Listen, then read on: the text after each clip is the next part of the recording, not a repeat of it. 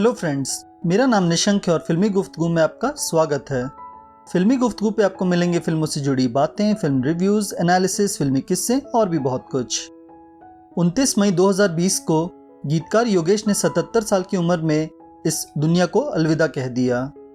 1970 के दशक में कई बेहतरीन गाने लिखने वाले इस गीतकार की शोहरत वक्त के साथ कुछ ढल सी गई, पर इनके कुछ गीतों ने सच में इनको अमर बना दिया है। तो चलिए एक नज़र डालें योगेश जी के जीवन और उनके कुछ चुनिंदा गीतों पर। जब हम हिंदी फिल्म के गानों की बात करते हैं, खासकर कि पुराने फिल्मों के गानों की, तो अक्सर हम उन गानों को उनके गायक जैसे किशोर कुमार, मोहम्मद रफ़ी, मुकेश, मन्ना डे, लता मंगेशकर और आशा भोसले के लिए याद करते हैं। इसके साथ ही कई गानों को उनकी धुन बनाने वाले म्यूज़िक कंपोजर्स के लिए याद किया जाता है, जैसे शंकर जयकिशन, ओपी नैयर, नौशाद, एस.डी. बर्मन, मदन मोहन, लक्ष्मीकांत प्यारेलाल और आर.डी. बर्मन। पर किसी भी गीत को यादगार बनाने में गायक की आवाज़ और संगीतकार के धुन के अलावा उसको शब्द देने वाले गीतकार की भी एक अहम भूमिका होती है। पर अक्सर उन यादगार गीत लिखने वालों के नाम हमारे जहन में किसी गायक या संगीतकार की तरह नहीं आते। योगेश गौर, जिन्हें हम योगेश के नाम से जानते हैं, उनका जन्म 19 मार्च 1943 को लखनऊ में हुआ। अपने पिता के अचानक हुए निधन के बाद 16-17 साल की उम्र में ही वो काम की तलाश में मुंबई आ गए। उस दौरान उनके सगे फुफेरे भाई विजेंद्र गौर फिल्म इंडस्ट्री में एक स्क्रीन प्ले राइटर के रूप में काम कर रहे थे, पर उनकी तरफ से उन्हें कोई मदद नहीं मिली। फिर उन्होंने तय किया कि वो फिल्म इंडस्ट्री में ही काम ढूंढेंगे और उन्होंने खुद से ही लोगों से अपनी जान पहचान बनाई। उनको पहली फिल्म जो मिली थी उसका नाम था सखी रॉबिन, जो 1962 में आई थी, पर इससे उन्हें कोई वैसी पहचान नहीं मिली। इसके बाद उन्होंने कुछ और फिल्मों के लिए गाने लिखे और वो कई साल कोशिश करते रहे, पर पहली फिल्म जिससे उन्हें शोहरत मिली वो थी ऋषिकेश मुखर्जी की फिल्म आनंद, जिसका गाना कहीं दूर जब दिन ढल जाए काफ़ी मशहूर हुआ। उन्होंने ऋषिकेश मुखर्जी के साथ मिली में भी काम किया था। पर बासु चैटर्जी के साथ योगेश ने सबसे ज़्यादा फिल्मों में काम किया, जैसे छोटी सी बात, रजनीगंधा, बातों बातों में, मंजिल, उस पार, अपने पराए, पसंद अपनी अपनी और शौकीन। जिन प्रमुख म्यूजिक डायरेक्टर्स के साथ उन्होंने काम किया वो थे सलील चौधरी, एस.डी. बर्मन, आर.डी. बर्मन, बप्पी लहरी और राजेश रोशन। योगेश की सबसे ज़्यादा फिल्में 70 के दशक में आई थी और 80 के दशक में भी उनकी कुछ फिल्में आई। वक्त के साथ उन्हें काम मिलना कम हो गया और वैसे तो 90 के दशक में उन्होंने चंद फिल्मों में गाने लिखे, पर फिर उनका गाना लिखना लगभग बंद ही हो गया। एक लंबे अंतराल के बाद संजय मिश्रा की 2018 में आई फिल्म अंग्रेजी में कहते हैं में उन्होंने 3 गाने लिखे थे। ये उनकी आखिरी फिल्म थी। 80 के दशक में जब हिंदी फिल्म इंडस्ट्री में गानों पर पॉप म्यूज़िक का ज़्यादा प्रभाव होने लगा और गानों का रंग बदलने लगा, तो उन्हें भी काम मिलना कम हो गया। एक इंटरव्यू में उन्होंने साझा किया था कि फिल्म इंडस्ट्री में गीतों के बदलते स्वरूप के चलते धीरे धीरे फिल्मों में गाने लिखने की उनकी रुचि भी कम हो गई और वो खुद को बदलते वक्त के साथ नहीं ढाल पाए। खैर, किसी गीतकार की महानता सिर्फ इसमें नहीं है कि उन्होंने कितने सारे गीत लिखे, पर उनमें से कौन से गीत लोगों के दिल में खास जगह बना पाए। योगेश व्यक्तित्व से काफ़ी सरल स्वभाव के इंसान थे और उनकी लेखन शैली भी कुछ ऐसी ही थी। सरल शब्दों में गीत लिखना और उसमें गहरी बात कह जाना उनकी खासियत थी। योगेश कहते थे, जो देखता था, जो जीता था, वही लिखा है। मैंने हमेशा अपने आसपास के लोगों के बारे में लिखा है, उनके बीच में ही रहकर। दूर जाऊंगा तो कैसे लिखूंगा। आइए एक नज़र डालें उनके कुछ खास गीतों पर। इसमें सबसे पहले नाम आता है आनंद फिल्म का गाना, कहीं दूर जब दिन ढल जाए, शाम की दुल्हन बदन चुराए, चुपके से आए, मेरे ख्यालों के आंगन में कोई सपनों के दीप जलाए, दीप जलाए। इस गाने के एक अंतरे को उन्होंने अपने प्रिय दोस्त को याद करते हुए लिखा था। दरअसल जब योगेश काम की तलाश में मुंबई आए थे, तो जहां एक तरफ उनके कज़न भाई ने उनकी कोई मदद नहीं की थी, पर उनके साथ जो उनके दोस्त सत्यप्रकाश मुंबई आए थे, उन्होंने दिन रात एक करके योगेश की बहुत मदद की और इस कोशिश में डटे रहे कि उनका दोस्त फिल्म इंडस्ट्री में कुछ बन के दिखाए।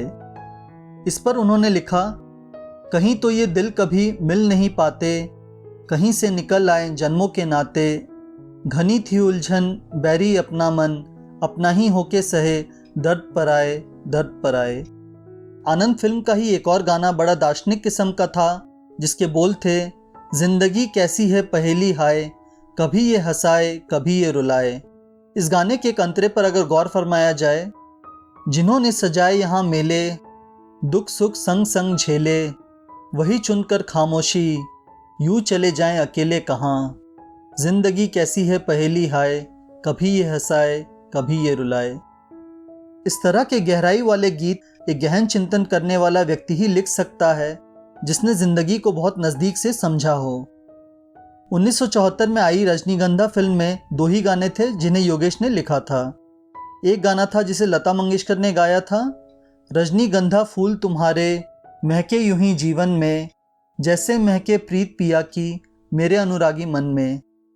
इसी फिल्म का एक दूसरा गाना था जिसे मुकेश ने गाया था, कई बार यूं भी देखा है, ये जो मन की सीमा रेखा है, मन तोड़ने लगता है, अनजानी प्यास के पीछे, अनजानी आस के पीछे, मन दौड़ने लगता है। इस गाने के लिए मुकेश को इकलौता national film award for best male playback singer मिला था। 1975 में आई फिल्म मिली का गाना, जो किशोर कुमार की आवाज़ में है, बड़ी सुनी सुनी है ज़िंदगी ये ज़िंदगी, मैं खुद से हूँ यहाँ अजनबी अजनबी। इस गाने के अंतरे पर अगर ध्यान दें, कभी एक पल भी कहीं ये उदासी, दिल मेरा भूले, तभी मुस्कुराकर दबे पाँव आकर दुख मुझे छू ले, ना कर मुझसे गम मेरे, दिल लगी ये दिल लगी, बड़ी सुनी सुनी है ज़िंदगी ये ज़िंदगी। अब आज के ज़माने में शायद ही कोई ऐसे दर्द भरे गीत लिख सके।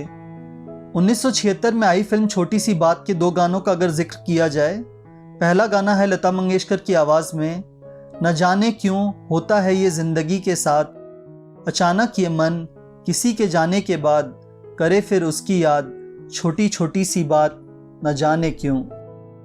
इसी फिल्म का दूसरा गाना यशुदास और आशा भोसले की आवाज़ में रहा है, जाने मन तेरे 2 नयन, चोरी चोरी लेके गए देखो मेरा मन, मेरे 2 नयन चोर नहीं सजन, तुमसे ही खोया होगा कहीं तुम्हारा मन, जाने मन जाने मन। ये गाना एक चंचल स्वभाव का है और आज भी बेहद लोकप्रिय है। 1979 में आई फिल्म मंजिल के भी गाने काफ़ी पॉपुलर हुए।